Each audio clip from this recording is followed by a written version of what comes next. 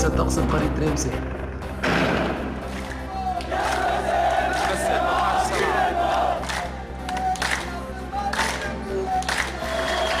当然，我们也更愿意和世界各地的各个国家同行。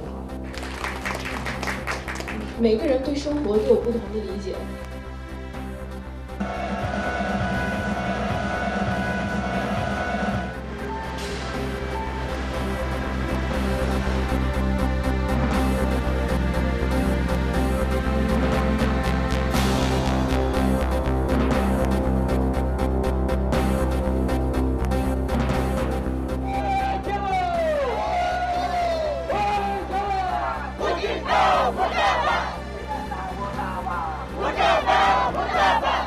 We're here today because poachers of endangered species who profit from wildlife crime should not have a marketplace in Manhattan.